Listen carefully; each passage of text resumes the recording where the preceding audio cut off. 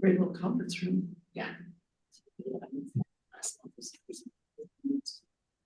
Today's my first day. I do have one last year here. Still doing the job. This is great. Okay, we are now live on YouTube. Great. Welcome, everybody. I'd like to call this meeting of the Salem Public Art Commission to order for Wednesday, April 10th. Introduce ourselves real quickly. My name is Zach Hall. I'm the chair of the Salem Public Art Commission. Susan. Okay, I'm Susan Napak. I'm vice chair. Great. Spencer Emmerich, Commissioner. Krista Lauer, Commissioner. Eduardo Diaz, Commissioner. Keith Baldwin, staff, and then we have some guests. Brian Hart, community member. Chris Darcy, guest, Ward 2. Welcome. Thanks for coming.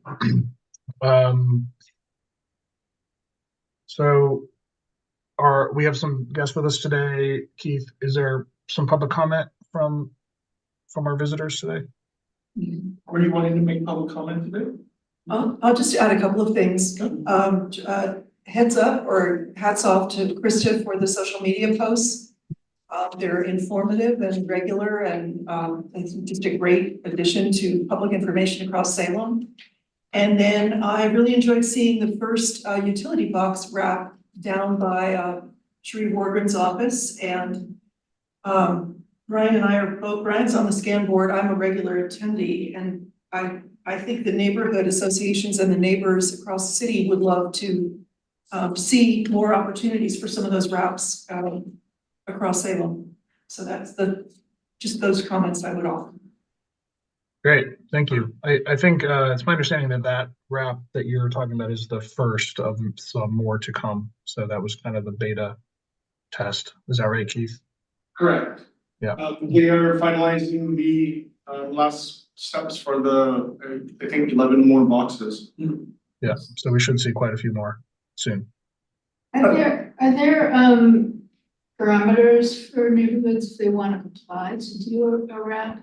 I know it's allowed, but I don't know if there's actually anything on the website, you know, the way the street painting, if you want to do street painting, do X, Y, Z, but. I don't know specifically about the utility box wrap program. I think it was a specific request to our transportation engineer group for us for where they wanted to put it. I can clarify that on the website. Yeah, it would be great to have a specific program so that the neighbors know about it. Okay. And we can encourage them to do that the way we encourage them to do street paintings. That would be great. Because my understanding is that the actual wrap, the cost of the wrap is not expensive. And so neighborhoods could probably fund them themselves within whatever the guidelines for the program are. What I remember is the utility box wraps were created, I think, through the historic division with Kimberly Fitzgerald, because they were based on history and it wasn't so much art. There were some photographs with a lot of narrative on them. Right. Yeah, and so maybe we can expand this to the neighborhoods specifically for the art. I'll look into it. Thanks.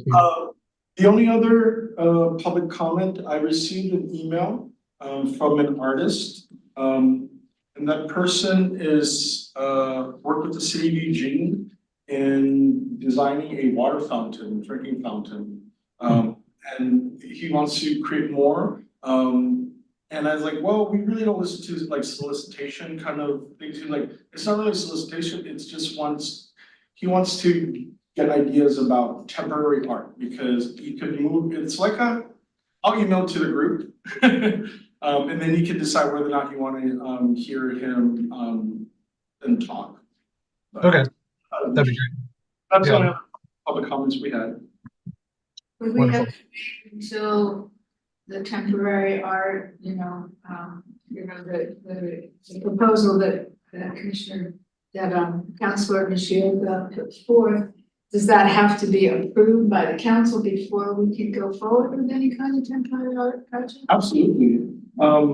save for the ones already that happened at the North Gate, we're trying to see how we can incorporate that, but what this artist would do is you could just listen to what he has to say and it could maybe inform what you would like to do in terms of temporary art. So it's not necessarily. Could I add one more thing, just information quickly? Sure. Ryan, Susan, Jessica Ramey, and I made a presentation on the street murals in Salem to the Institute for Continued Learning at Willamette. It was really well received, a lot of positive energy, and we have a PowerPoint that we can make available to other neighborhoods or reconvene our panel. And we have been invited to do a panel for the Pringle Creek community out in southeast Salem at the end of this month. So I just want to get that on the record that we've created some information that can be easily shared with others, and just want to make sure we're trying to get the word out about that. Well, if you would like to, we can post your presentation to the Salem Public Art Commission website. And perhaps maybe have Krista boost it through that. That'd be great if our panel agrees. It's mostly visuals though, so would it need some kind of voiceover or some kind of Oh, text added to it? This wasn't mostly just visuals, and then we did the. Yeah, Okay. that's Why true. don't we revisit that in a few minutes when we are going through the strategic plan and talking about murals? great. And then we can hear more about the content of it and how it might be a tactic to support that part of the plan. Sounds good.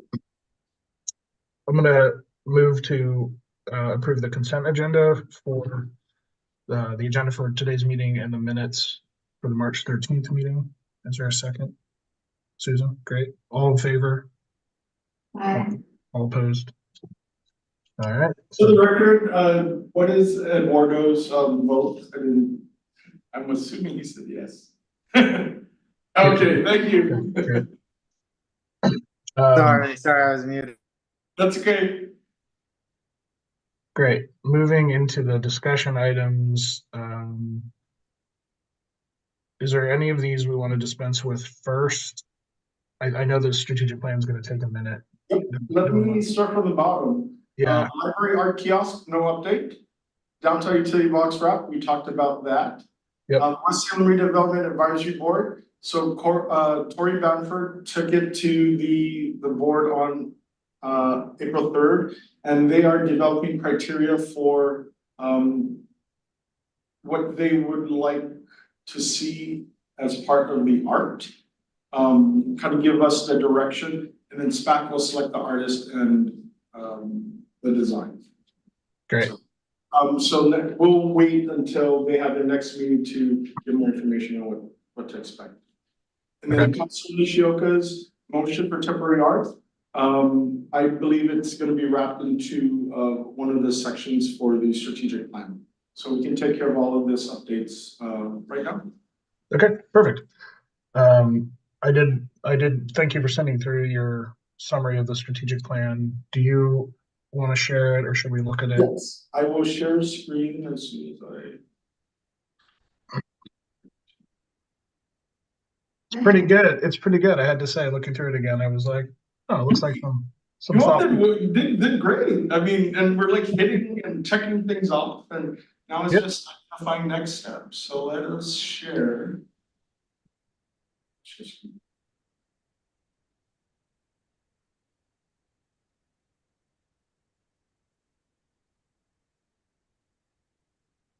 Okay. Can you see screen? Yeah.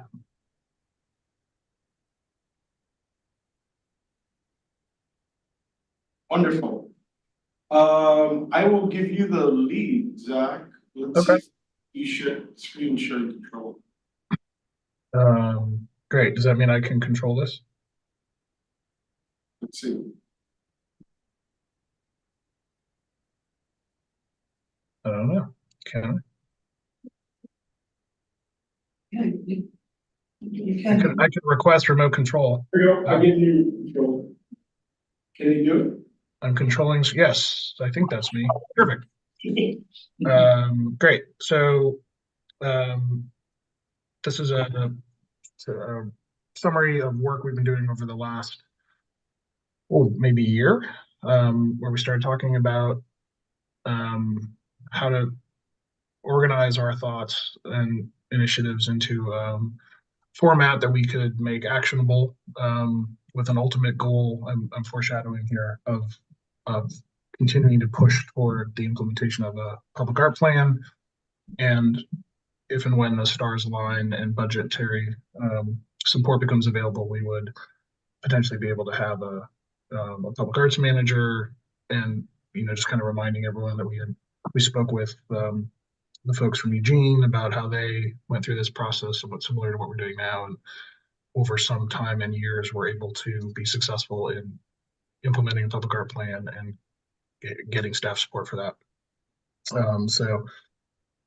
That's kind of our goal right now, is to organize our thoughts, see action, take action in the next period of time, and slowly work toward a repeatable process that can then ultimately turn into this kind of public art plan. So we've identified, I think there are 5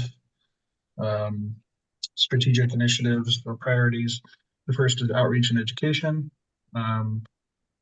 Performing outreach and education to make public art accessible. And Keith, we're going through this today to kind of revisit what it is we've said and see if we want to amend this and add action items to it. Is that your? Absolutely. Yeah, this is definitely a draft form that we've been working on, and it's iterative. I would like to approve of get a strategic plan approved, and then get it blessed by, our Scott Archer or even the city council. Okay. That would give us direct alignment in what we do. So maybe today we can, are we gonna try to amend this in real time, or do we want to go through one round today with comments and amendments and then approve it at the next meeting, or should we try to approve it today? I'd like to sleep on things, so get our minds and ideas out as a group now, and then we can go back and integrate that ourselves. Perfect. So that's our goal for today, as Keith just laid out, is we're going to talk through this, try to add to it or edit it in whatever ways we see fit, and then revise it with a goal of bringing it to a vote maybe at the next meeting, and then pushing it through to city leadership to try to get it blessed in. And if we need a date out there, end of July, end of June is our fiscal year end. So we could set that as a goal by July 1st, have this approved by the commission. Great. I think that's a good goal. So I'm just going to kind of read through it, and I think when we get to strategies, we can discuss whether or not we've done them or what needs to be done next, and then see if there are people in the meeting today who want to take responsibility for any of these items. So first one has one objective, which is to share information with the public about the city's art collection. The first strategy there was to develop and implement a social media plan. We've actually, I think, been pretty successful at that, thanks to Krista. And I agree with Chris. Thank you. You're doing a great job, and it's good to read it. And I see it reposted on Facebook in my community, and so I think people are in fact looking at it. I think that the communications team did approve of it, and we have developed a variety of social media promotions. So do we? I think this one is implemented in the sense that it's ongoing, and Krista obviously is taking responsibility for it. Krista, are you content continuing to do what you're doing for a while? What's your cycle look like? Yes, I did read in, I know that you made a comment as well on this particular strategy in terms of potentially expanding a little bit of what we are focusing on, and not just focusing so much on the city's public art collection, but focusing on public art that's accessible and available to everybody as a whole through the city, even though if it's not actually directly owned by the city. I think that's a great idea. I would love to be able to implement that as well. The only thing I feel like Keith, we'd need to just talk to the communications team and make sure that there would be no additional kind of approvals, things we would have to do in order to make that happen. I know we would need artwork from different organizations to potentially make that happen. So it's something I definitely would love to potentially implement.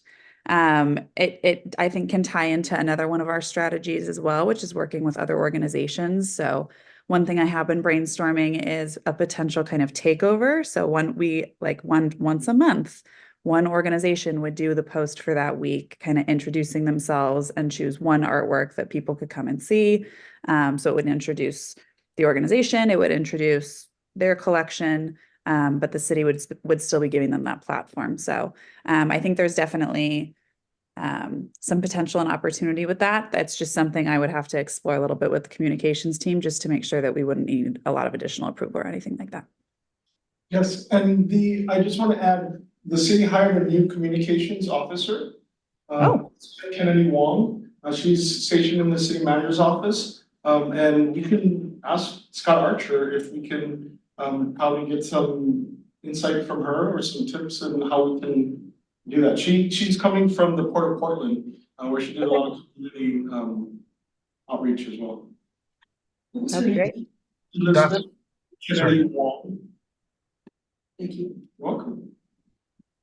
That is, yeah, thanks, Krista. I think that kind of foreshadows the second strategic priority. And just to kind of bring us all back to what I think we were talking about there was, because the city is in a position of being state capital and has the university, that there is a lot of art that from the public point of view is public art, right? If I'm a citizen of Salem and I'm walking around, I can see lots of artwork that I don't necessarily know or care is part of the city collection. It's just part of the experience that I have walking around. And so if we're public art advocates, is there a way to kind of partner with those other, which is what you're saying? Maybe as we pursue those communications, we can get some sort of like, I don't know, not blanket approval, but a methodology. Like if we meet with the state and they say it's okay for us to show images of public art that's on state facilities, then the city's okay with us showing those images. That kind of, there's a set of rules that so we don't have to seek approval every single time, but we can kind of follow a process. You're probably thinking the same thing. I was walking around the other day, and I came upon, this wonderful piece that's, I forget which, the Revenue Building or something. It looks sort of like a Richard Serra, who, is the art, I forget. It is revenue. Yeah, and I just, and just walking around Salem, you come upon these amazing pieces that are part of the state collection, and I wondered, does the state have, we talked about doing a map, of all the art in Salem and things like that. Does the state have some kind of, either on their website, the commission website, or a map, or there something that, so we don't have to reinvent the wheel? I don't think they have a map, but they have a huge inventory. Yeah, they have a pretty extensive inventory on their website. On the website. So we wouldn't have to reinvent the wheel if we wanted to pull that information in. And you don't have to ask permission to do that either. It's all public. So since we could yeah, go ahead. So since it's public, could we have the city include it on their map? You could, I'm not sure. You'd want to look at that inventory. The last time I checked it, it was not entirely up to date. And it may not have GIS coordinates on it. But take a look for sure. And Ryan Burkhardt at the Arts Commission can, it's a good resource. Since we're talking about this, I'm going to go back to strategic priority 1, but I think we've appropriately enough driven ourselves into the middle of strategic priority 2, which is collaborating with these different art holders around Salem. To your point, Chris, I don't know that we necessarily need to ask permission since it's public art, but it does create an opportunity for us to reach out to whoever the art keepers may or may not be. And Chris, if you know who those people are, that would be helpful. I guess I'm interested in like what, um, do we want to add stuff, this strategic priority, I feel like could get a little bit more specific. So what I like about what Chris is doing is she's suggesting a sort of direct tactic, like we're gonna talk about and show and maybe put on our map works of art that are outside of the city's collection, but part of the public experience of living in Salem. That could be that's an entry point and could benefit from collaboration with these other institutions. And so maybe our sort of initial piece here is we're trying to open lines of communication, identify the persons that that care about this stuff or have these kind of responsibilities with these other, institutional partners, figure out what they are doing maybe around promotion of their own public art. Just kind of explore up. So, I don't know that information right now. Like, who are the people to talk to? What are they doing? What opportunities could there be to work with them in addition to what we're talking about right now? I don't know who the best person to do that is. Obviously, Krista, you're in a position to do some of it through the social media stuff. I could reach out to the state of Oregon. I saw a contact for that. Okay, that'd be Well, I great. think that was one question I had too, and one comment I made on the sheet was I think we all know different people at different organizations. So I don't know if it's just that's something we all want to take on separately based on our own comfort level. But that was a question I had of are we just kind of trying to initiate that conversation of we're trying to get people more engaged and more aware of public art in the city. We'd love to collaborate with you in some way. What would you maybe think? How are you doing this? And just kind of then seeing what comes from that as opposed to going in with like specific ideas for each place. I think it would be good just to make that initial contact, see what they're doing, see if they're interested. Yeah. And then we can kind of all collectively come up with ideas on what to do from there. Yeah. It'd be better to, sorry, Zach, reach out on one like that, or we had talked about having some kind of a meeting. Mhm. Right, keep, people from the city, and even the public and kind of present what we're aiming to do and kind of have a group discussion about it. So yeah, maybe if we can establish the right people to talk to, then we can try to have some sort of forum to talk about it with those people in the room. I kind of feel like, in answer your question, Krista, it would probably be better if all of us weren't independently simultaneously trying to contact different. We might get a little confused. So maybe the takeaway here is we need to refine our message a little bit. Which I think you're right, is probably a hybrid of we have an idea about promoting art that's outside the city collection in this way. We also want to know what you guys are doing and if there's whatever other opportunities you might think there are for collaboration. And then maybe we can go through this list right now and try to assign, like, it would be easy for me to reach out to the Holly Ford, for example. So I'm happy to take that one. Spencer, you said you were happy to take State of Oregon. Zach, would you like me to just alter this while you are speaking? Okay. Yeah, go for it. And I don't even mind, if we want to try to list the people right now collaboratively and see if people have other suggestions. There's only a few of these, so it shouldn't take too long. So my one thing is if the state of Oregon is the representative is happy to bring him in on a meeting and maybe we can have a further discussion there. Yeah. That would probably be super And helpful.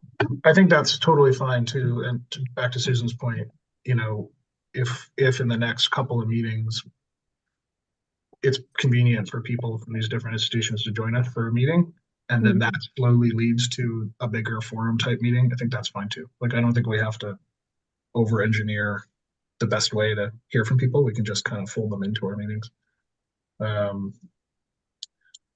So I'm happy to do educational institutions. And I know Willamette obviously has connections to Halliford, but I can also reach directly out to my contacts at Willamette too.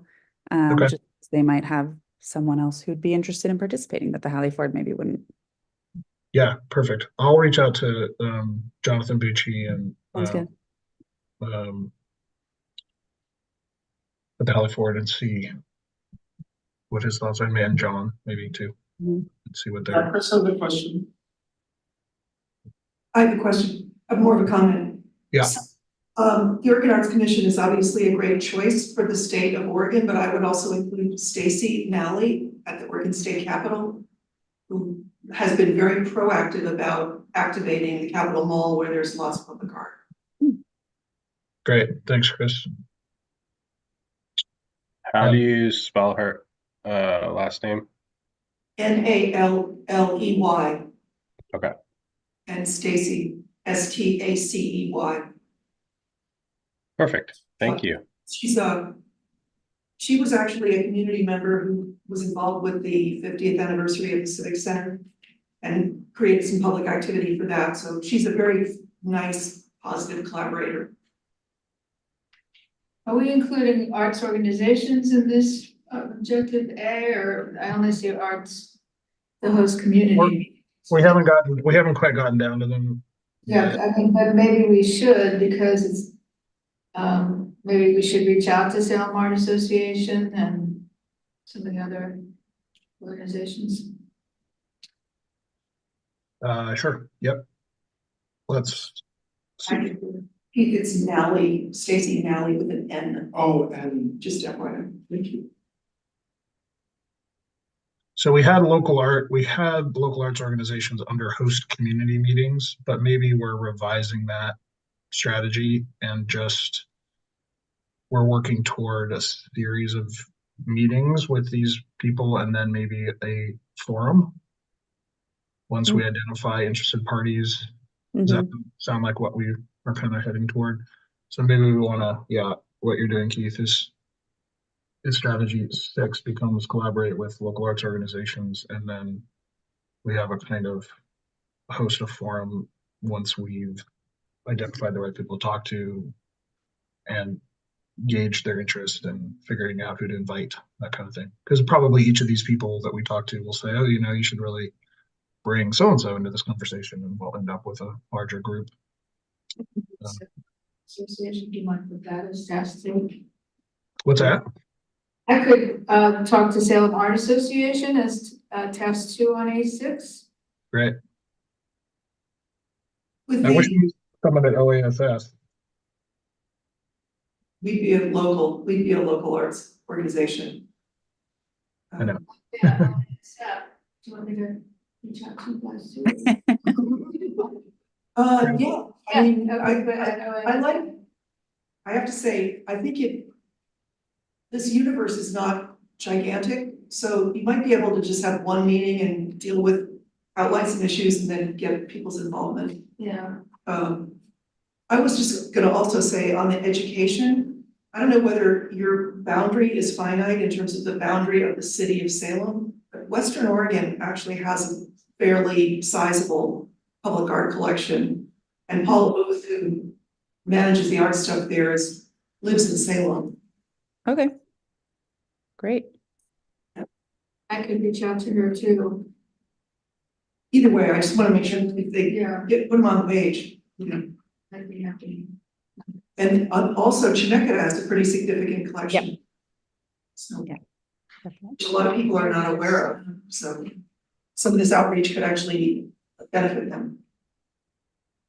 Yeah. Yeah, I'm happy to reach out to Willamette and Chemeketa, both. Do you want to include Western on your list too? Would you want to do that instead of me? Yes, I'm happy to just do all of those if you prefer. Sure. Yeah, and Paula's a former SPAC member. Yeah, she wants to come back too. I said this is she can. I think my turn's almost up, right? So I gotta get out of here. Susan, do you want me to take you off of this one? Uh, Outside Salem institutions? was that Western? that was Western, yeah.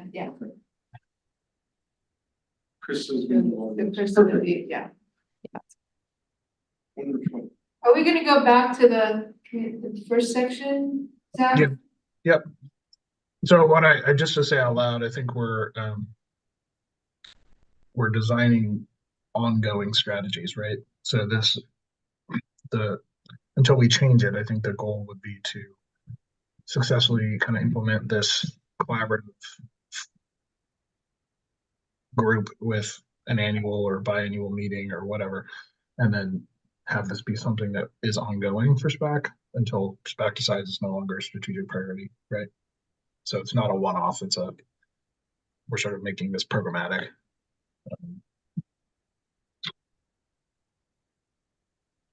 Okay, let me know when you're done editing. Yep, okay. Um, so so strategy A1 is in good condition. We have an idea for a way to expand it, which has taken us into strategic priority 2. Going back up to strategy A2, visiting neighborhood associations on a regular basis. Sounds like a little bit of that starting to happen, at least regarding the mural topic, from what you guys said a minute ago. I mean, that's not specifically SPAC, but that's fine. Zach, can I? Yeah, do you want to jump in there? Yeah. I think on a regular basis is probably not, correct. Okay. Associations, they meet once a month and they have, set agendas. So I think reaching out to schedule to go maybe once a year or something, or once every couple of years to do a presentation to their 17 neighborhood associations. So it's a lot to do.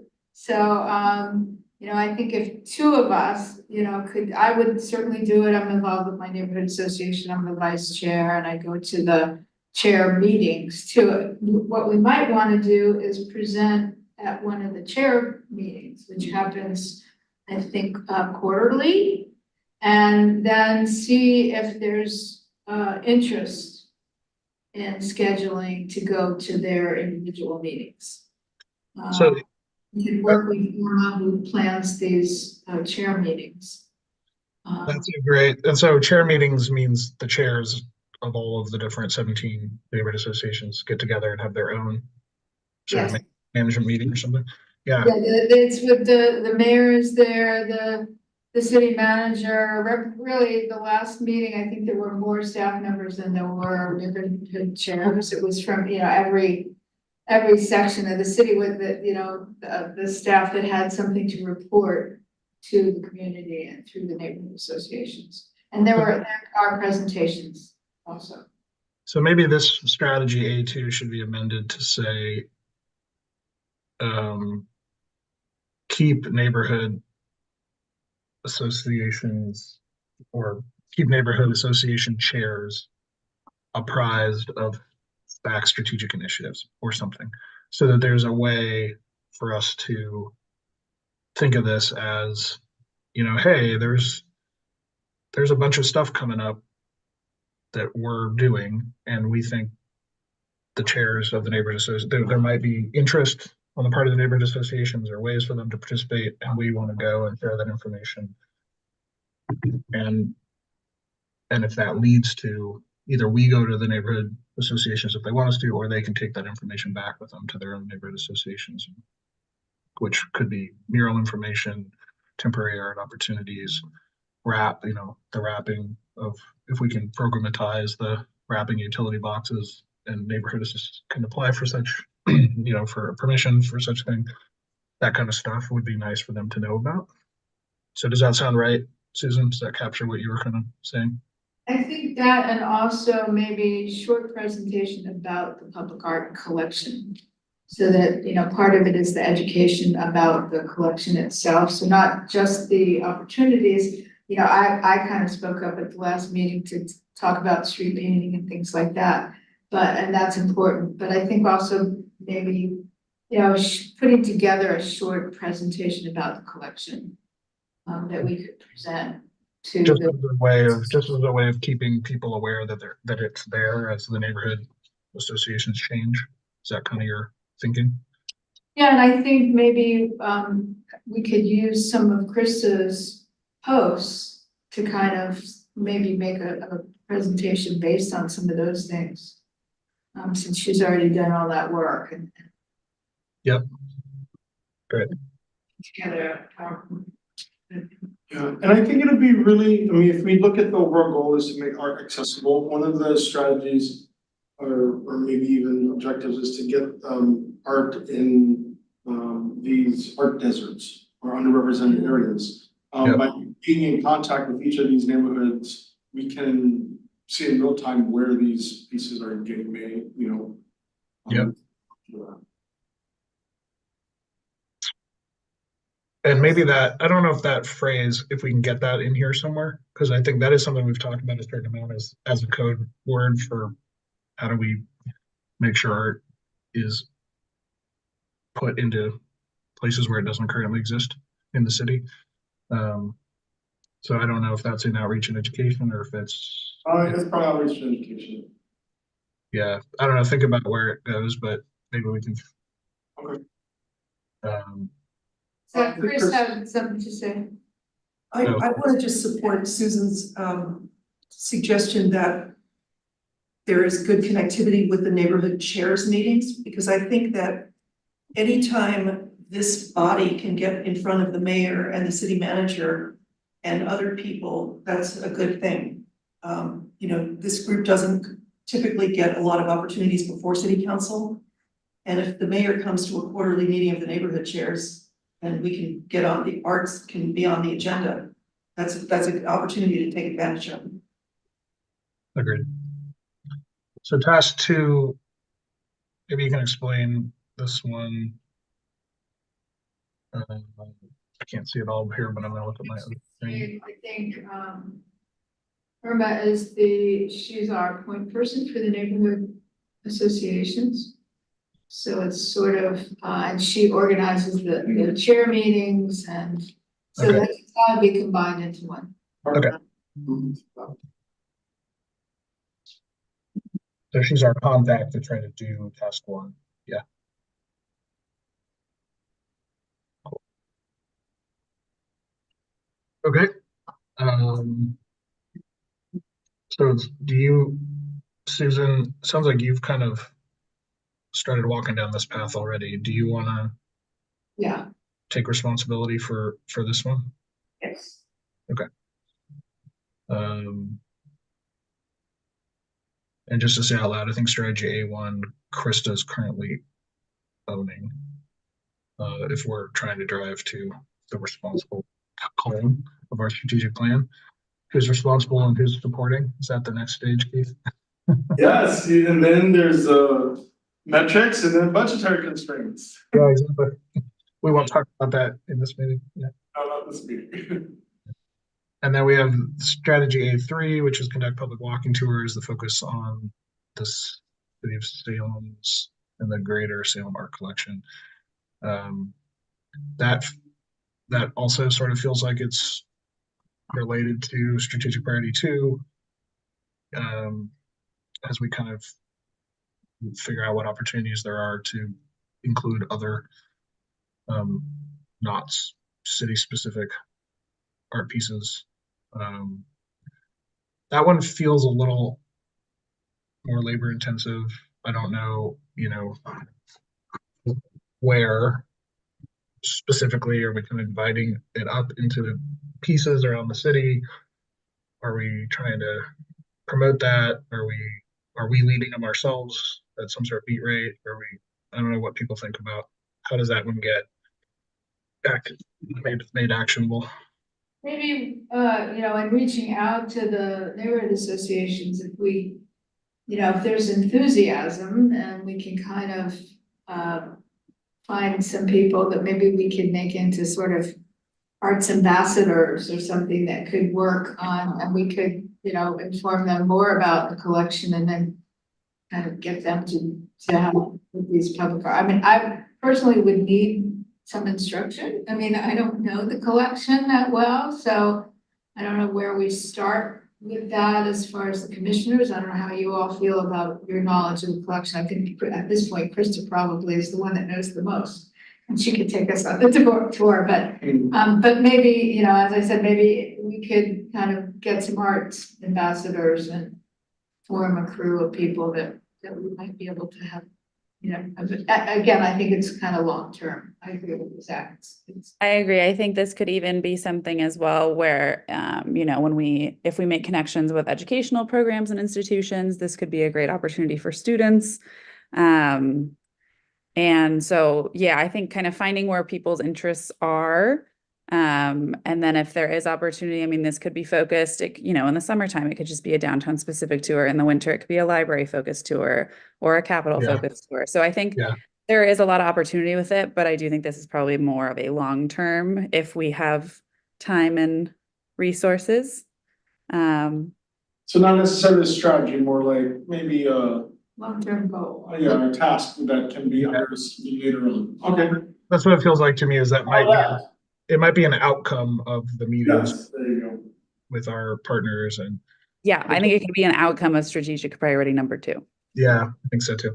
And we could even make it a little more generalized. I still think there's maybe an opportunity to think about the not entirely inventoried, you know, where is everything in the collection, what all is in the collection, if we wanted to focus on parts of the collection that maybe aren't publicly shown right now, you know, so it's not that, maybe expand the concept beyond walking tour into like focus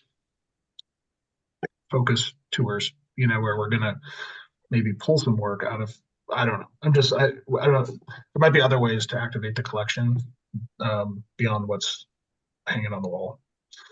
If we, yeah, that's fine. You know what I'm saying? You know where I'm headed with that. All right, Zach. Chris gave a great tour of the Civic Center when they had what was that? What were we celebrating? It was the 50th anniversary. And maybe there are ways to piggyback onto things like that, maybe with the Civic Center, you know, with the whatever they're doing again. That we could piggyback and do some tours when things pop up like that, so we can be flexible on it. Okay. Which sounds like you're again sort of suggesting sort of maybe an outcome of strategic priority too, as we talk with our partners and stuff. So, which is great. Chris, I have a question. There are also, I get it that this body has a certain amount of capacity, but you know, we've got partners of people like Travel Salem who create visitor experiences, and they could well put something into their menu, and we could help, or the Public Art Commission could help script something. My cousin, who lives in Austin, Texas, is also part of an arts running program. People must get up at 5:30, 6 o'clock in the morning. They go out running and they end up at an arts destination. So we actually have a lot of those in our city. That could be something. And then there are just walking groups, you know, various community-based walking groups who get out and about, and we could help them, you know, pinpoint an itinerary. And then they could just get out and, you know, their objective is exercise, but we could help them with, here's what's happening at your destination. You know, there's a memorial, there's a piece underway, what have you. So Keith, taking the note about the tourism, dropping down to strategy A5, are you willing to take that one? Absolutely. You're well placed for that. And maybe, I don't know that the tourism group is exactly a city department, but or what are they? Is that a nonprofit group? Is it a business association? I'm not quite sure what they are. They are a 501c3, but they receive significant investment from the city for providing the services that they provide. Would that be, Keith, would that be appropriate for you to include them in that outreach? Yes, our transportation occupancy taxes contribute to Travel Salem, and so we have a connection there that I can. Okay. And so we're kind of identifying, not that it's sort of a tactic, I guess, as we think through these different strategies of trying to create advocates, representatives, docents, you know, whatever you want to call it, but like people who are knowledgeable about the collection and willing to volunteer essentially to be a public advocate for it through leading tours or talking about it to their groups. And so we're identifying a way of amplifying our footprint by finding the next group of advocates who can then take it out so that we can expand our capacity. Because to your point, Chris, we do have a finite amount of capacity in this group, but there are also a lot of other people who care about this. So, okay, so I think we've actually pretty well gone through. Let's go down a little bit here. I think we've gone through strategic priority 2 pretty thoroughly now. So dropping to 3. So this is kind of where I was starting to allude to the, you know, where is everything? How well organized is it? What kind of condition is it in? Do we have good photographs of it? I know that's something that came up when we were talking with the library kiosk about library kiosk last meeting was, you know, do we have quality photography of this work that will allow it to be digitized in that way? So this one feels a little more budget driven, actually. I don't know, Keith, your thoughts about that, but obviously like maintenance and inventory work and software is all stuff that has sort of scope of work and cost associated with it. Yeah, sounds like a budgetary constraint. Yeah. I We guess discussed at the last meeting, some alternative, resources like interns perhaps. But I think that comes after we identify exactly what needs to be done. Like what can be done by professionals, what can be done by staff, what can be done by interns, that sort of breakdown of tasks. Zach, would you be willing to make some recommendations? I mean, this is your. Yeah. Yeah. To make some recommendations in terms of the software and that, you know, just basically nuts and bolts of how this could be accomplished so that then maybe it could be costed out and, you know, just how much it would this cost to do and maybe, you know, what takes priority, what should be done first and, Yeah. just get it all out there so that, you know, if by some miracle, some, you know, money comes floating in the air, we win the lottery. Yeah. I mean, this is one that, so yes, absolutely. I am, I do, my company does this all the time, every day for clients. And obviously the city can pay for it, but I think also technology has gotten to the point now where with a modern iPhone and some light boxes and some knowledge, and a decent software tool, you can take pretty good photos.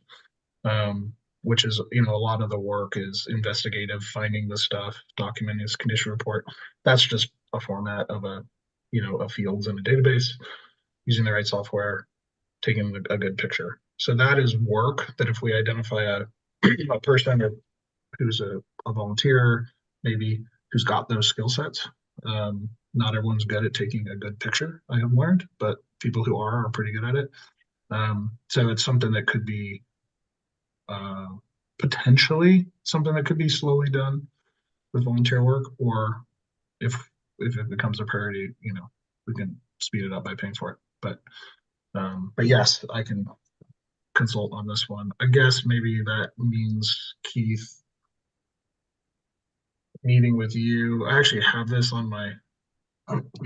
This is a topic that comes up periodically in my management meetings for X Gallery regarding. We need to call Keith because I promised we would call Keith to talk about giving him some information about software stuff. So why don't you and I touch base on this, and I will provide some information about recommendations, and then we can kind of try to put more meat on these bones. Sounds good. Because I do have some ideas of how we can, city could create an internship, paid, non-paid, whether it's supported through the universities, because I know that they have a lot of civic engagement programs. So if that's something that the commission identifies as, then I can explore those options as well.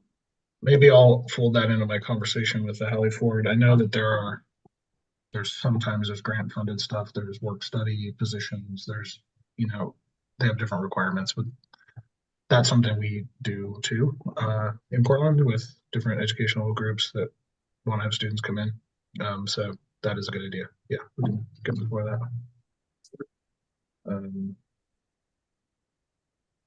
So I guess I'm kind of willing to take objective A, at least as a consulting step.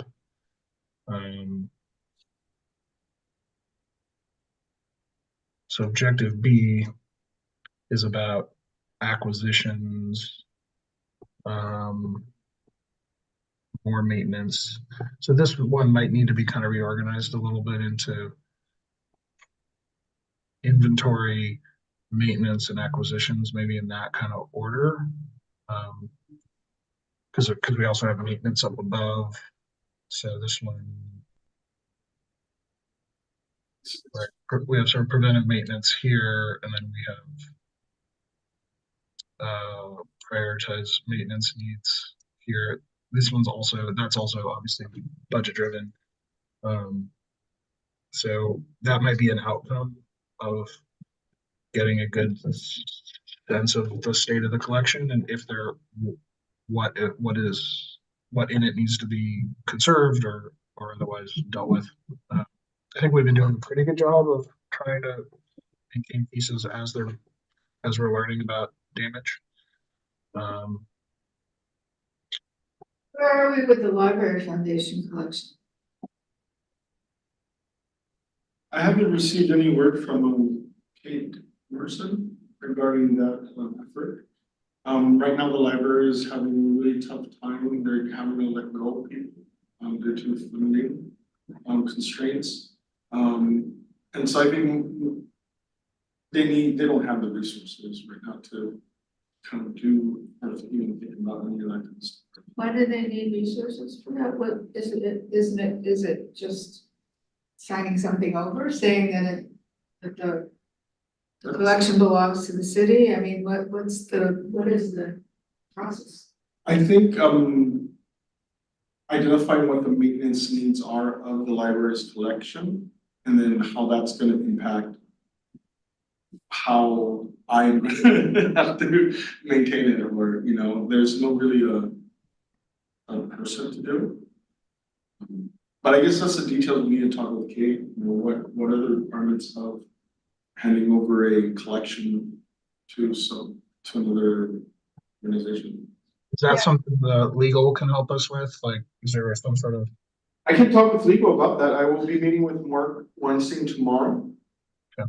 I can bring up that topic of what is involved in acquiring the Library Foundation's collection, and if there's any criteria for that.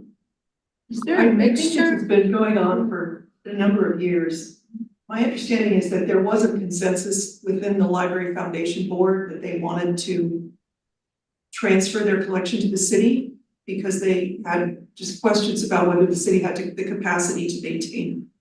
I think when the library was stored and then reinstalled in the retrofitted building, condition assessment was done. I think the Library Foundation transferred broken and damaged pieces to other bodies. And Kate is retiring in June. So seems like you might move this up on the agenda. Yeah. To just get an update, but I think that Keith is right that survival of the library in a state that the constituents wanted is the highest priority right now. I mean, if we can't have it open. Exactly, exactly. But I don't think that there's anything that is damaged. And I think that all the label copy was written when the collection was reinstalled, so that's. It was actually of the entire collection, what's in the library right now is the most extensive information of any work in the collection that we have. So in terms of, doing any additional like copy or research or any editing or anything like that, we actually pretty much have all that already for what is currently in the library. So that's good. I think Paula Booth did that when she was commissioner, didn't she? 6 people worked for 2 years on that project. They actually did receive an award from the city, one of the volunteer awards. But yeah, Paula Booth, Rachel Bucci, Eileen Cotter Howell, Eric West, Gretchen Coppage, and then another person. So that's another bank of, those are knowledgeable people who can help. And I know I spoke with Jonathan Bucci actually about it too. He wrote a lot of the copy. So Oh, good. yeah. Okay. Sorry, the sunlight is streaming into my office room here. So it sounds like without trying to burden them, the other way of looking at it is maybe this was a time to help take something off their plate and see if there's an opportunity. If it's a low hanging bar with legal to get the transfer done, if they still want to do it, probably what this implies is what is our maintenance protocol. Right now we seem to we learn that something's been damaged, and then we talk about it, then we allocate some budget to fix it, is what I've witnessed. So if the concern is, do we have the resources to maintain things? Depends on the scale of the damage, probably. So I think there might be a bigger conversation that we need to have about sort of is there insurance on any of these pieces? What does that mean? How do we have preferred providers that we're sort of starting down that path, obviously, with like the drummer and the rooster and what's an economically feasible way of preserving artworks. Obviously 2D preservation, broken frames, that kind of stuff is less costly than rehabbing a three-dimensional object that sits outside. So often, not always, but often. So there could be different. Anyway, there feels like there's some more detail we need to kind of drill into here, but maybe we can start by seeing where the library sits with this, and if it would be helpful for us to take that on now. Chris, did you have a question? Yeah, the only thing that just popped into my head was when a major appraisal of the city's collection was done a few years back. Because the Library Foundation did not wish to pay for what would have been their share of the cost of that project, the pieces in the Library Foundation collection do not have an appraised value. I see. That's something that could come up if you talk to Mark or anybody else. But does that mean they're not insured? The city is self-insured, so let's just say if a piece is broken, it's an out-of-pocket repair cost. Got it. Okay. Same with the state. Yeah, well, that makes that easy then. So there's no insurance issues to deal with. I don't know what unless we're going to sell stuff. I don't know what's the impact of an appraisal at this point? What if something's stolen? I mean, we can just walk around there. I don't know how well they're in. Yeah, I feel like that. I feel like the word maintenance seems like it might also include a little bit of, there's maintenance in the sense of physically fixing broken stuff. But then there's this other concept that we're hinting at, which is more like monitoring, right? Like, where is it? Is it still there? Did the Louis Bunce that fell off the wall and landed on the printer, sounds like it could easily have fallen into somebody's backpack and walked out of the library too, right? So what's the protocol for keeping track of this stuff, auditing it, making sure that it's still around? And then what do we do if we learn something's been stolen? I don't know the answers to those things. Hey, Chris. The city, I know that the library has detectors in its book collection and video collection. So that if someone does not check a book out and it exits through a door that has metal detectors, an alarm will go off. And I know it has come up in the past that maybe that type of a sensor could be attached to the back of a work of art. That would, cause the same buzzing or alarm. Yeah. Sure. Maybe something to look at. Yeah. Yeah. So that's a sort of, that's a tactic too. to answer the question, at least, you know, how are our study artworks secured? Like maybe in the library, they could be secured that way. How are they? Anyway, so I'm just saying we haven't had those conversations yet.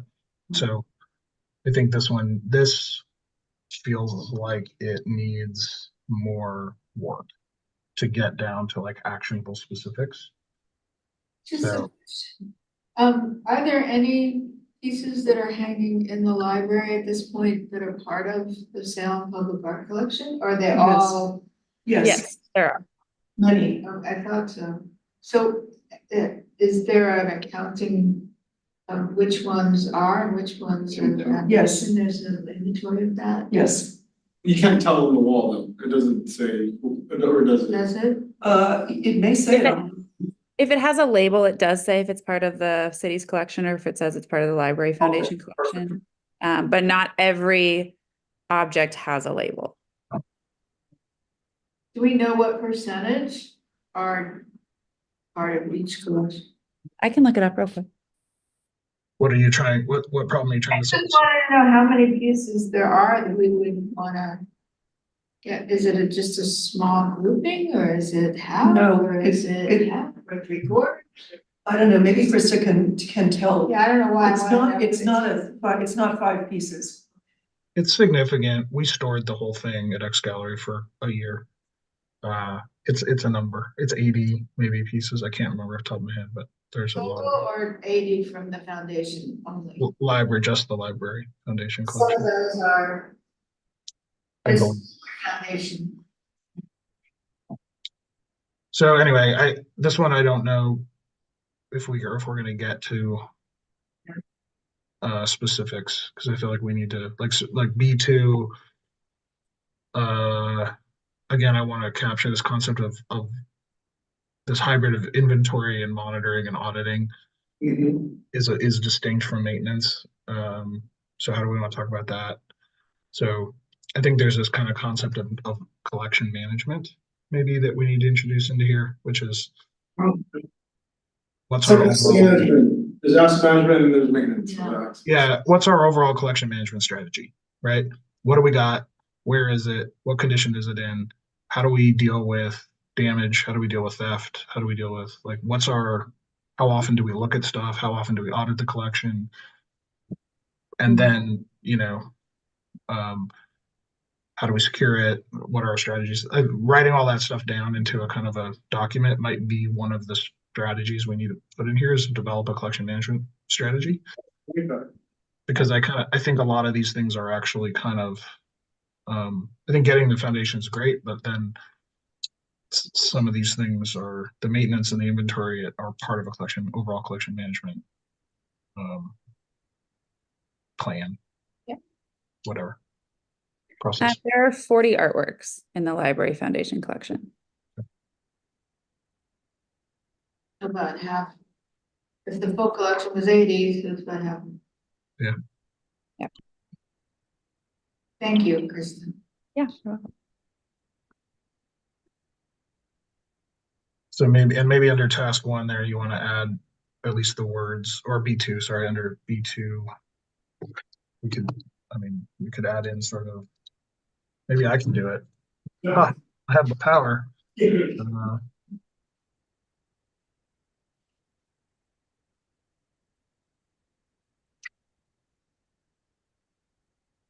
So I'll just,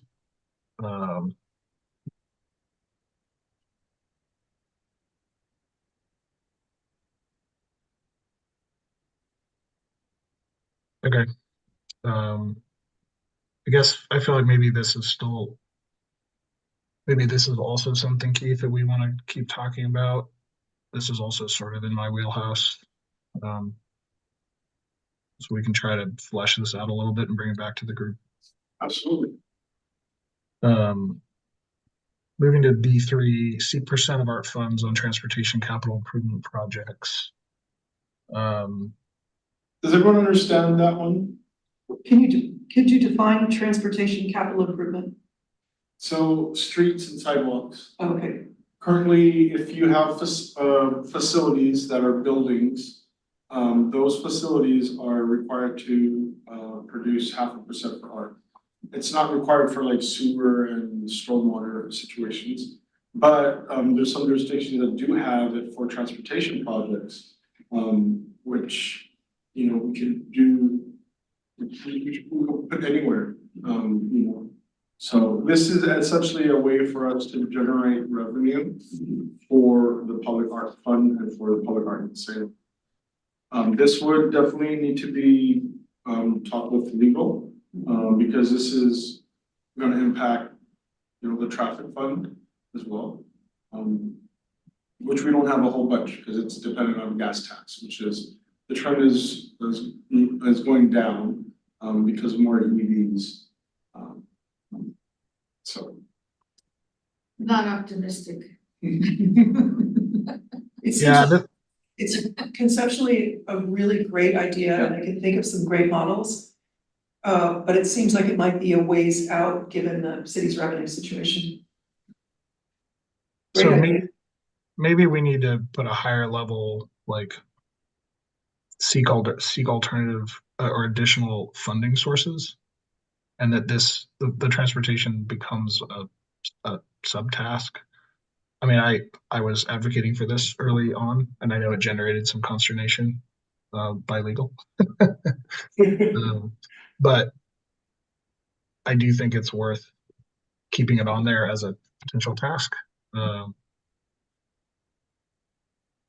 Which I guess it's really even just a sub of the task. Review the current code requirements, percent for funding sources, and then maybe that's one of the ways to do that, is to see if we can participate in the capital improvement projects.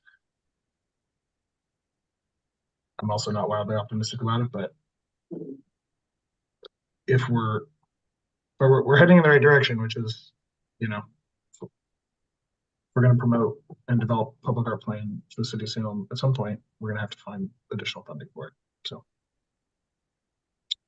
which is just a message to communicate to leadership about, you know, values and priorities, which I know that's a terrible time for this right now, given the fiscal state of the city, but doesn't mean we should not advocate.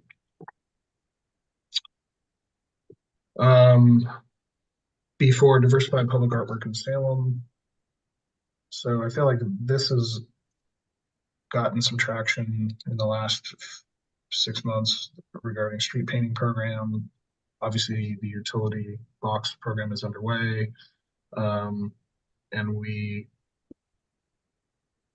I don't know, I think we've talked a little bit today about how we would go about task number 3. Maybe that's an outcome of engaging with the neighborhood associations. We talked about sort of GIS, doing a data version of it, like looking at where the public art is, and by exclusion where it isn't, and trying to kind of identify some deserts. So maybe this is where our desert comment reappears, is here. I also think that, I'll use the example of the new mixed-use building that CB2 is doing near, the intersection of Broadway and Salem Parkway. You know where that purple building was, Spencer? Mhm. You know, maybe looking at some of our likely collaborators and colleagues for an opportunity to do something that is cited at one of their projects in an area where it's mostly a drive-by, there's not a lot of pedestrian, there is pedestrian traffic, but cars are moving at a rapid pace. Anyway, just, you know, trying to be creative given kind of the challenging times that we're in. Yeah. To look at some of those underrepresented areas for public art. Well, the housing authority has really been pretty active with developing a lot of new They would be a great sites. collaborator. So maybe we could reach out to them. Even as a site for a street painting, at some of those affordable housing projects. Do we have is the street painting program information on the SPAC website now?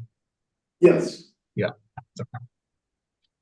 I think it's the second item down with the link to the website. So I guess the takeaway to add maybe here is,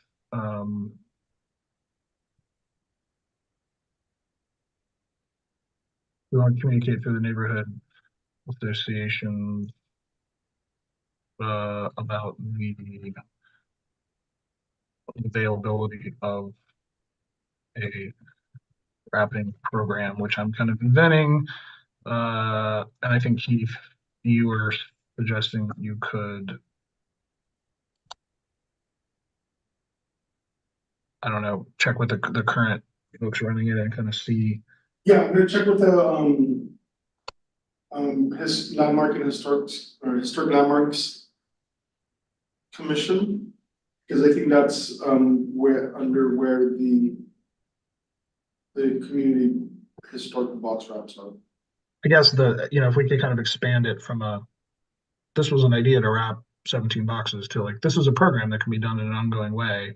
Here's how you do it. This is what it costs. There's not, you go to the public art collection, you choose an image, the SPAC approves it or whatever. Our transportation approves it, whatever the 5 steps are. And then you pay your wrapping fee and it gets done. Like that would be a cool, like if it could be streamlined like that and become a program, I guess. I think there's a lot of interest in having local artists do Sure. maps. So I think similar to the street painting program, there probably they will want to have guidelines as to can't have this, if there's no language, there can't be this, can't be that. It has to be approved, whatever. So I think it can be patterned after the street painting program. And with encouraging people to find artists in their community that might want to design something, and maybe there's a template for it. I'm sure that Like a release. template for it that we could provide to artists. Yeah, we might need a legal document for that too, that they're releasing their, rights to it for some. Well, they would design it. I was thinking they would design it specifically, the way that they designed the street art. Yeah, They design it specifically for that site. So, because maybe the utility box is in right next to Mill Creek, and they want to do something that's related to the creek, or, so I think we should allow for a lot of creativity there. Yep.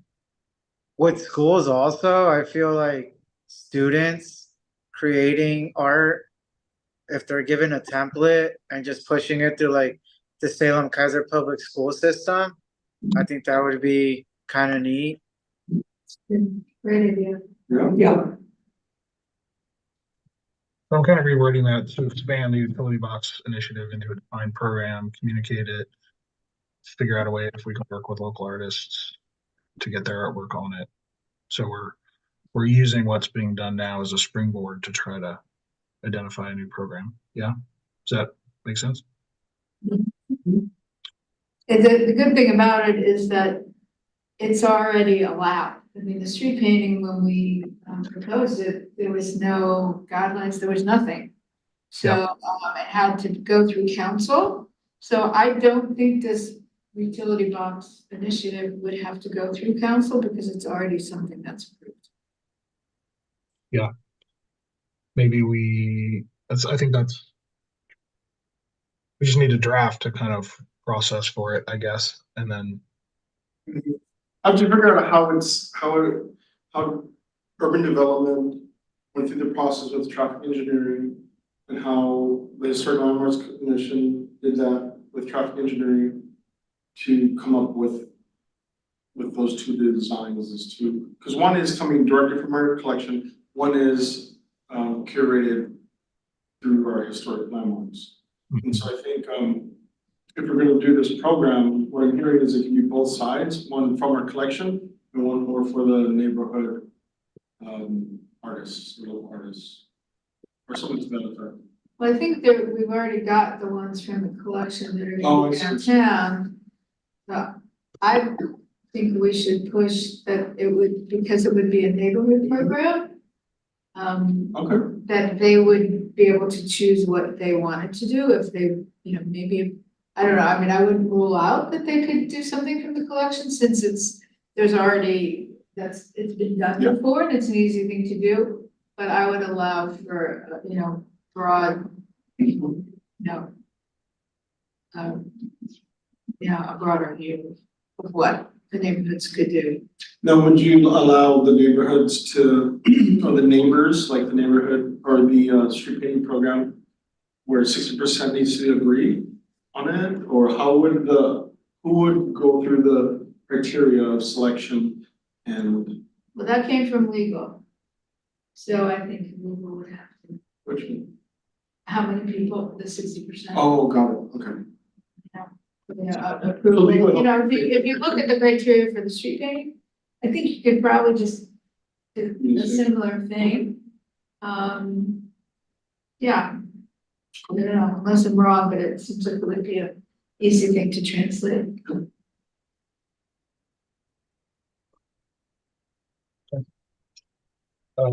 also have the fence, the fence thing, I mean, people are True. Do we want to add the fence? fences and that's happening. And it's kind of, maybe, I guess we'll talk about that with murals. Is that my internet connection that's unstable or is that yours, Keith? I think that's yours. Okay. So, yeah, so I think, so we have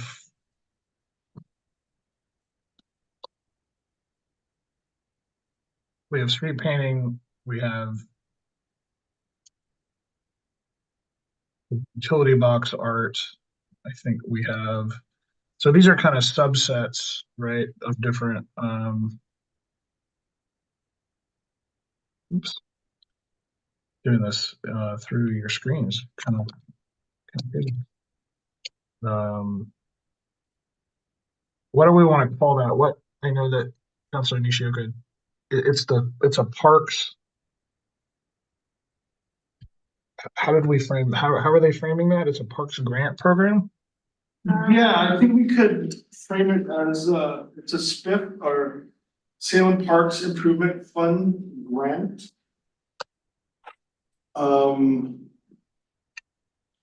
That was a program that funded the fence painting. Okay. And I think that is what Councilor Nishioka is looking at as well. Like, this is not a mural, this is not a 7-year asset to the city.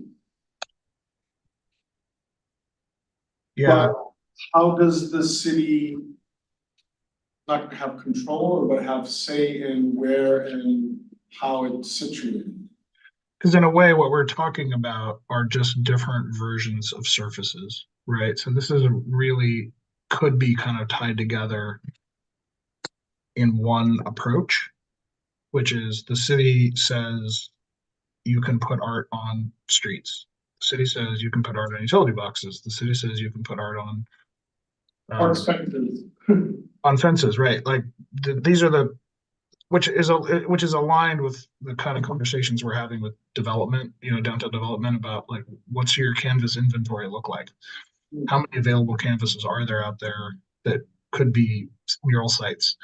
It's a similar thinking, right? Like what are the available canvases that the city has kind of pre-approved as acceptable places to put art, and then we can use the same process for all of them, so that we don't necessarily, or at least potentially, because one of our ongoing problems is making this application process streamlined and understandable to people. And so if it was, instead of 6 different programs, if it was really one program, which was the art, yeah, and then you could choose different available surface types based on your needs. Oh, I have a fence. Oh, I have a utility box. Oh, I've got a street. How do I do that? Well, I got to come up with funding and get 60% of my neighbors to sign up, whatever, whatever the criteria are. Department of Transportation has to review it, check. Right.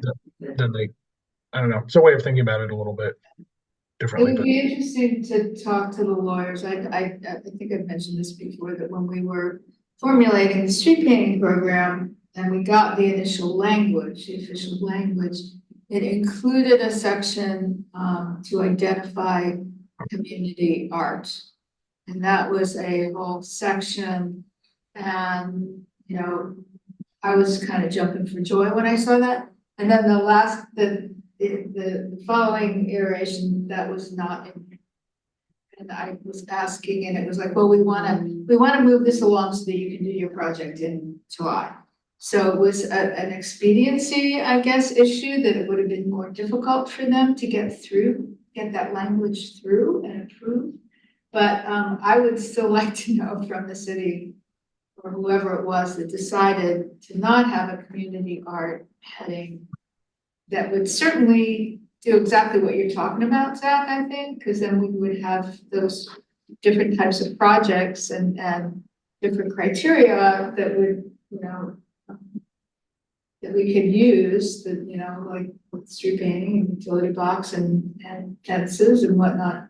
I think it would make total sense to have that. So it would be, I don't know who we asked. I mean, did we go to, maybe you ask the lawyer, say, and I can give you that language. I still have it. Yeah, if you forward that to me, I will bring it up I will. tomorrow, with tomorrow, maybe tomorrow. with Laura. And so I pulled the underrepresented areas strategy thing out because I think what B4 has morphed into is this concept of let's create more places and ways to get public art out through the use of a variety of surface types and kind of streamline a process around that. The expanding public art installations to underrepresented areas feels like its own thing. So maybe we just leave it there for now because I think I think maybe the things we're talking about will help do this, like interfacing with the neighborhood associations, streamlining the way where public art can go and how. So if we're communicating and introducing new ways that are affordable and accessible and understandable to people, then maybe that helps push public art installations into these. I don't know. Do people want to talk more about that right now? Keeping an eye on the time too, because I know we're. The only question I would have is, and maybe this is another discussion, what is the criteria for that fence program? I mean, there's, what I read was they got the Northgate, they got an artist. They're really excited, they're doing this, they're meeting ahead of time, meet the artist and what's the criteria? Do they have the same requirements? Can they have language? Can they have, certain things that are, what are the guidelines? I mean, I think our department that's setting the guidelines. I mean, what we learned was like they just kind of did it, right? But they're doing another one. They're doing it now. They're doing large expanse now. They just got more money for it. So I mean, yeah, it's the right question, which is like, what are the requirements for fences? What are the requirements for street paintings? What are the requirements for utility boxes? Can we unify those requirements? Because are they so distinct that they need their own separate treatments? Or are they really just examples of the same thing such that they could be treated similarly? And if we could get our hands around that, then this could really blow up into something cool where we could be like, hey, what other surface types are out there that could fit under this program? And then that would shift us from a process, 5 different process conversations into, well, we have the process and now we're just identifying canvases that don't present a problem for stakeholders, right?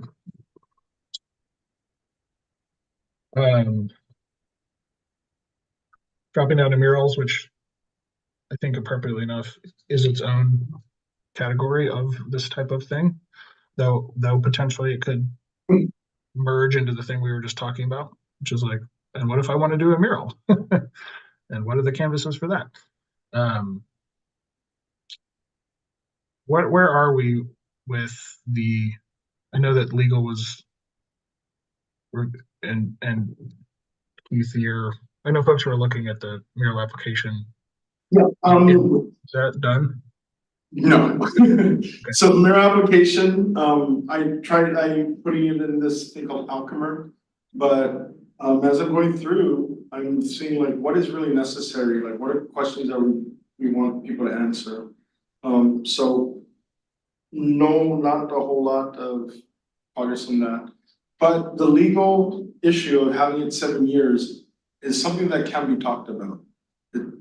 Talking to Mark Weinstein, he said that he's not quite sure what the exact reasoning behind the 7 years is. It could have just been a number that, the legal department at that time said, this is enough skin in the game for our business to, to put this much effort into, but, so we can have that conversation. And is the real difference between all the stuff we just talked about regarding B4? So the B4 are all public surfaces. Absolutely. Yep. And murals, so could be public surfaces. See Exhibit 1, Downtown Development Group wanting, well, public-private, I guess, like they want surfaces in the Chemeketa Parkade potentially to be considered as canvases for murals. Is there a reason, is that the reason this needs to be treated separately? Or could it be conceived of the same way? That really, because what is from a practical standpoint is the different when you're making an artwork and you're painting it on the street, is it a street mural? Is the only thing that makes something a mural the fact that it's on a vertical or vertical surface rather than a horizontal one? What's the distinction that's driving this separation? Is I guess my point. Is it the public-private distinction? For a mural? What's Yeah, that? mural in the wall, the definition is it has to be a building. So the fence cannot be considered a mural because we don't consider a fence building wall. So we could we could put the definition of, we could put fence under mural. And so that would be considered a public mural. Or we leave it as a fence and keep it out of the murals. The mural, the main designation is it's 7 years easement from a private building. So if that went away, because and this idea that it's part of the Salem Public Art Collection, because the other things aren't, right? Like the fence paintings are not part of the Salem Public Art Collection. Like we're not doing that thing, right? It's not part of the collection itself. Okay. I just wanted to refresh myself because I think I had looked at this before. Portland has 2 different programs. Yep. They have what they call an original art mural permit, which I think falls under B4. And then they also have their public art murals program, which is more like priority number 4. So they separated out, and I imagine it's because it does involve businesses and it involves larger projects. Maybe, I mean, it would have to look at it again, but I think it would be worth seeing, maybe talking to somebody there as to why they did that. And the neighborhood one is just as rigorous as our current mural program in terms of getting neighborhood support, going to their neighborhood association meeting, having a public process. So they're doing the same thing we are with that respect. Well, it's like the street painting in a way. I mean, you have to do that with the street painting program too. But I wonder, I think I think those are not, those are more community based, the original art program is from what I understood, whereas their formal mural program is more about engaging businesses to do large murals. That maybe have more of an easement kind of thing. Maybe the original ones are temporary too. We'd have to look into it a little bit. But I could see that, if we wanted to maintain sort of more control maybe over the larger murals like in downtown and on big apartment buildings and things like that, that maybe it would be a different criteria than if a neighborhood wants to, work with a local business on a small wall and they want to get involved and they want to get artists involved. I think you're using the words that, I think we might want to have a little more discussion about so that we understand what's underlying the policy difference here? Is it scale? Is it privacy? Is it visibility? You know, maybe yes, yes, and yes. Like, I don't know. I just want us to know as we're trying to advocate for changes to the process and whatever, like, what is the city's underlying concern about that this type of paintings on building vertical surfaces are treated differently than paintings on street horizontal surfaces, or differently than fence vertical surfaces, and so that we can understand and the reasons are scale, private property, whatever, because that might impact whether we, how, how tightly can these different processes be aligned is, I guess, what I'm trying to get to, so that the people trying to do the work maybe they can see as similar types of processes as possible. And it only really diverges where the city really, needs something specifically different because of an underlying policy concern that I don't know that I totally understand. So does that make sense, what I'm trying to poke at?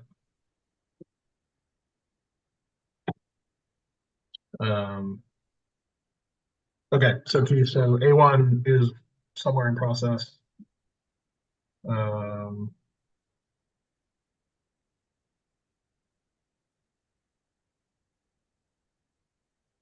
I think as we're moving further down the plan,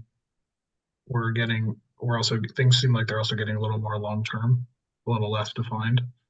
I don't know if folks have a suggested like steps on these right now, or if we want to, try to get strategy A1 done before we move on to 2 and 3.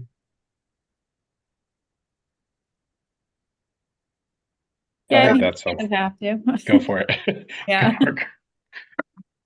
Yeah, I mean, I think we just have to get that done because we've been talking about that for a long time. And I think until we get that and we know what's realistic and when we realistically can start to kind of think about when we might be able to implement this. I mean, I think we can start to think about if if people have ideas about locations and artists, and if we want to do a call or how we want to do it. I think we can like begin to think about those collectively or individually, but until we actually have something ready to go. So for this one, we're agreeing that we're gonna leave A2 and A3 on the board so that we can remember them, but we're gonna try to focus back on finishing A1. Well, because I think too, realistically, and what Keith said at the beginning of this becoming a July 1st goal, we're not going to commission a mural before July 1st. So it's going to be in the next fiscal year anyway. So I think if we can have that finalized by that time, then next year this can be a realistic goal to complete 2 and maybe 3. Yeah, and I think Keith is just asking us to adopt the plan by July, not to execute all pieces. But even these ones feel like they're contingent on getting that other one done. Yeah. Was the create a mural match program, did that include kind of a roster of artists? Because we had talked about that, maybe having a roster of artists who do murals so that if somebody does approach us and say, hey, we want to do a mural or like in West Salem, I guess they want to do more of I don't think it's a mural, it's a standing art piece or whatever. But is there some way that we can easily identify artists, local artists, regional artists that we can recommend? I mean, even for street paintings, we're doing another street painting in Grant neighborhood. And, we were toying with maybe reaching out, and then I know you had done an RFP for artists in your neighborhood. How did you know who to go to, that, maybe there's some way to reach out through the arts organizations or whatnot and say, hey, get yourself on this list, give it, show us some work. I mean, it would take some organizing to do, but I don't see it unless that's what you mean. I don't see it up there. I think that is what this, correct me if I'm wrong, Keith, but I think this was the concept of the develop an inventory of spaces that people have said they are willing to have murals on, and then on the one hand, and then on the other hand, promote the fact that there are available canvases, quote unquote, and market that to artists so that they could, you know, the two groups could get together. I think that was the gist of task 1 and 2. Artists, and potential canvases, and then partnering them through, who's willing and able to do it. Is there a smaller way to do that though, by just compiling artists who would be available rather than doing a whole thing with catching?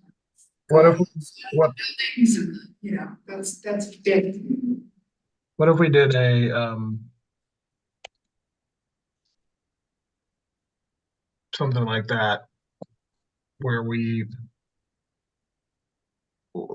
maintain, for now, we could put a box on the SPAC website that said, are you interested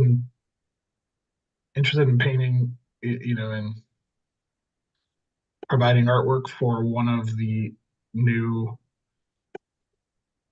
the emerging spaces that the city is allowing artwork to go on, whether that's a utility box or a street or a fence or a mural. And through social media, probably, but I don't know, where would that information go to? Like if somebody did check a box or filled out a little form or something? If this For SPAC, it would come to me.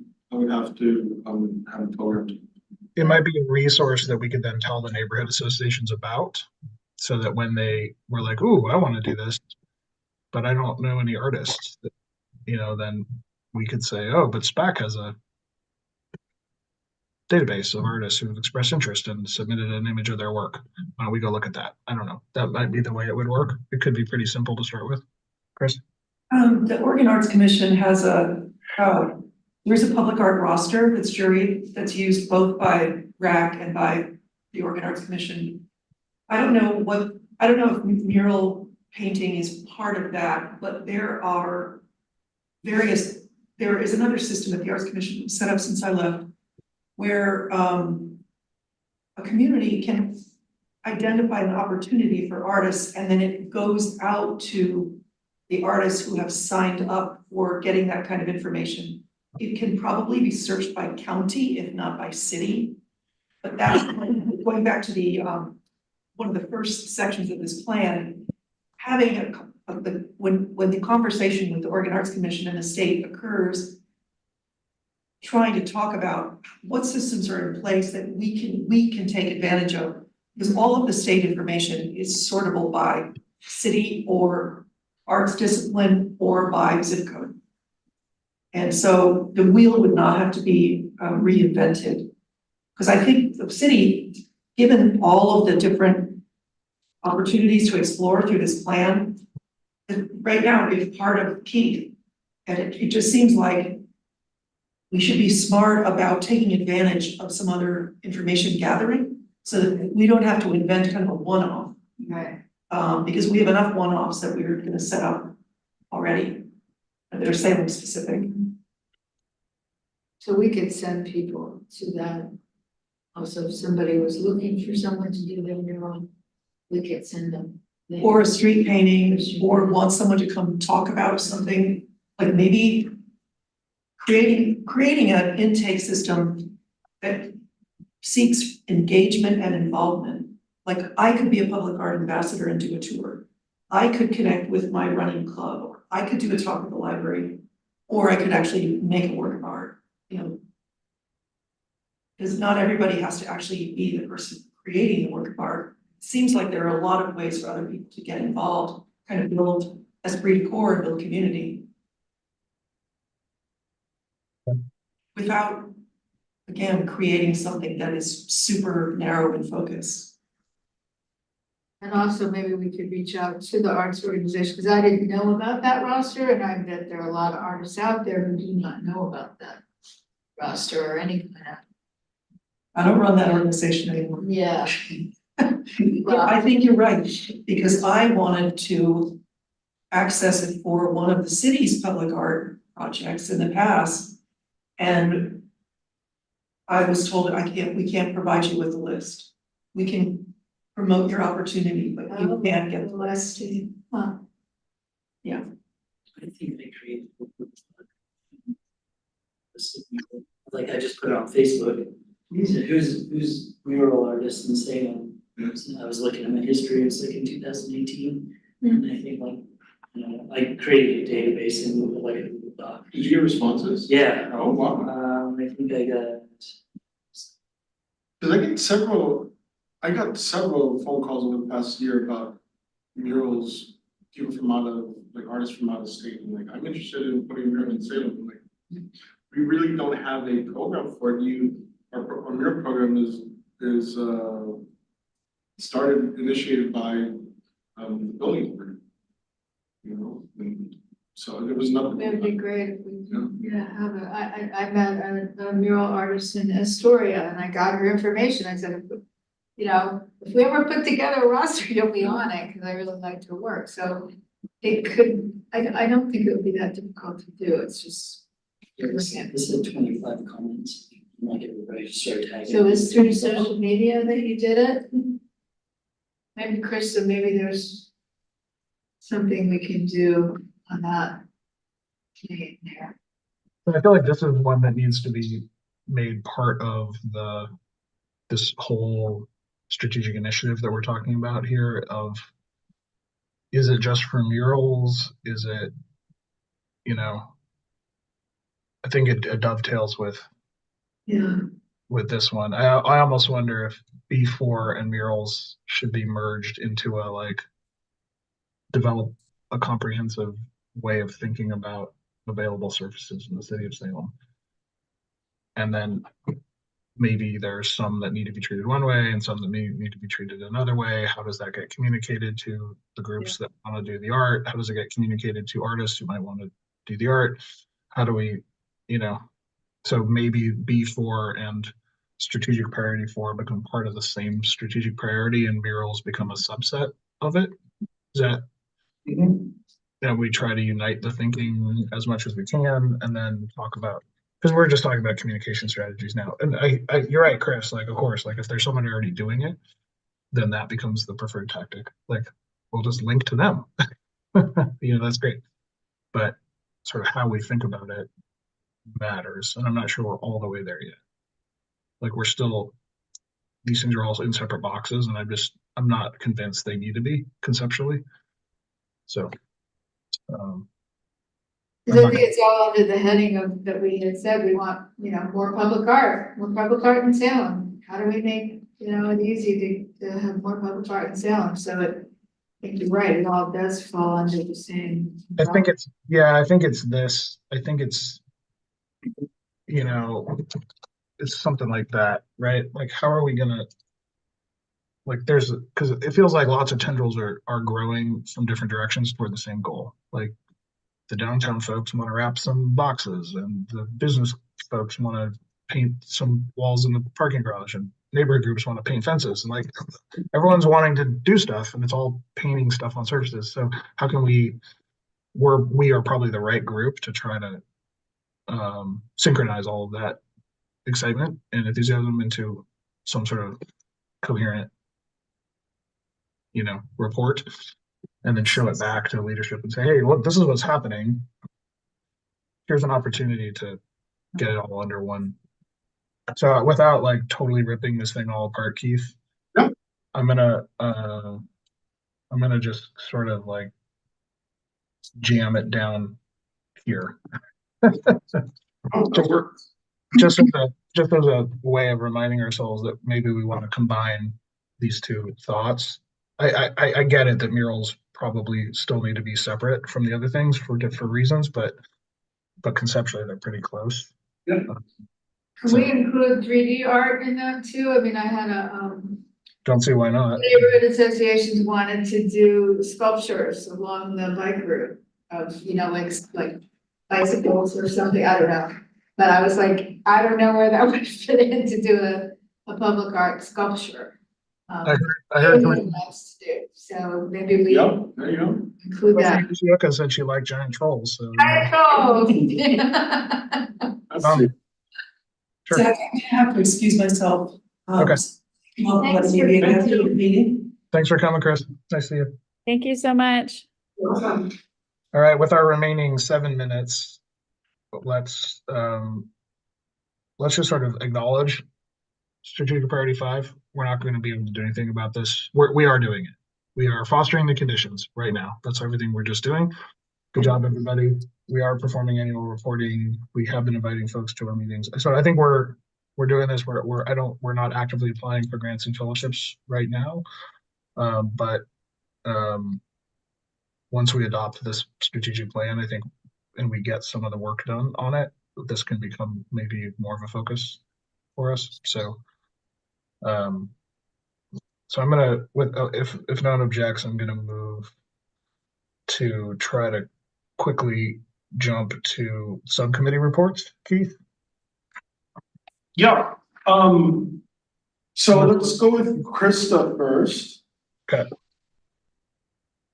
Yeah, so last month we did kind of a Women's History Month focus for our public art posts, and I think they were all really well received. It was great to see a lot of people comment and share those, and I think yeah, it was lovely to see everybody's support, and I think especially because the library was part of that focus as well, seeing people's continued support of the library was great to see. I am currently brainstorming, as we kind of talked about. I was initially going to do mural month for May, and then we were talking about the mosaics, and so kind of trying to figure out what makes most sense. I think would still like to postpone doing the murals until we have that application really finalized, because I'd love to tie it in and say, you know, this is finally ready. We're so excited. Please start applying. But in the meantime, here are some great things that have been done mural wise in the past. So I think next month I'm going to focus more on conservation and looking into doing mosaic specifically. So the peace mosaic, as well as the eco globe, because we've been talking about doing that for a really long time. So tying that together, and also really promoting volunteers and engagement, and how those works wouldn't be possible without our community. And then also calling for some additional community support for those as well, for the restoration. So yeah, I think just kind of starting to get people engaged in what conservation efforts really look like for public art, and especially for our work that lives outside, because it's really inherent to their function. But I don't think a lot of people understand what actually goes into conservation. So I think kind of getting them interested and engaged with that aspect should be interesting to see how they respond. Krista, do you have Carol Snyder's information? I do, yes. Okay, perfect, because I think she helps with the foundation and the fundraising, Yes. and then you could amplify her messages. Yes, so I'm gonna get going on that and make sure I have all the images and everything I need for all that as well, so. Yeah. Great, thank you. And then Keith, art collection maintenance. Yes, I just want to talk about the Drummer Rooster. Last month, I just emailed it to the group right before the meeting, because that's when I got it from the email. And we didn't have time to go over it in detail. But Lee states that the estimated completion date for the Drummer and Rooster is April 30th. And I realized we don't have a place to put it when it gets here. Yeah. That's my favorite one. Yeah, you like it? Yeah. Well, I did talk about it to the airport manager, and they're like, this would be a great opportunity piece to welcome people, and they're like, no, we're not gonna have that here. Oh. So, we are responsible for, or the commission is responsible for citing the pieces of artwork. So that's something that you will have to take up. It's a big decision. Well, did the convention center, did they want it back at least temporarily, or?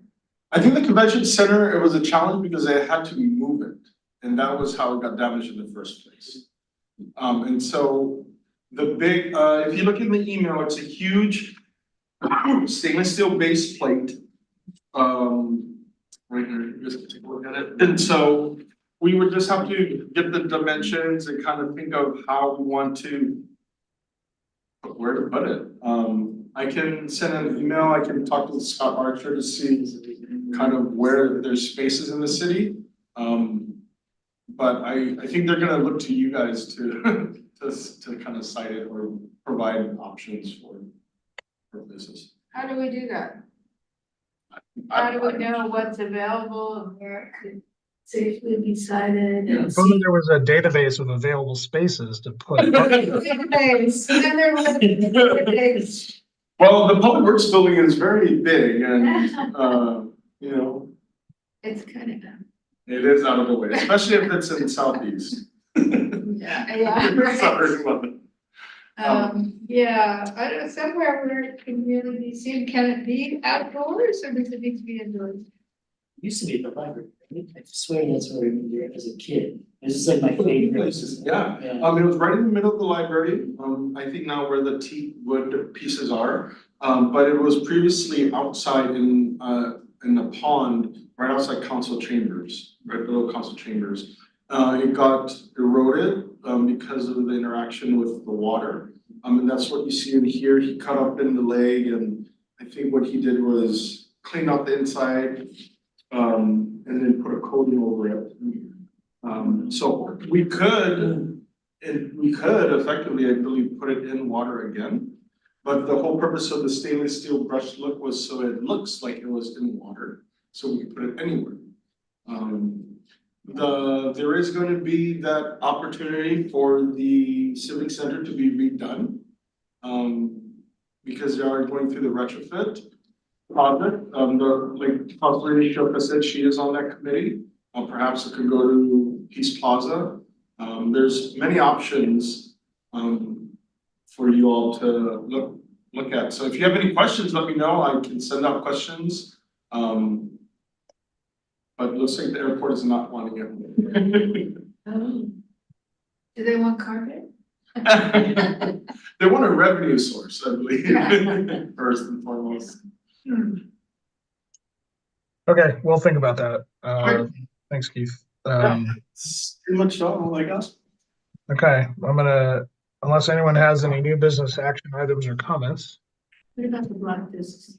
Oh, the black discs, at the last meeting, we determined that we're gonna wait until the drummer and rooster gets back from the imminent, and then we will consider looking for other what was it called, estimates as well from two other artists, because his estimate was over 5,000 already. Okay. That's just our procurement rules. Cool.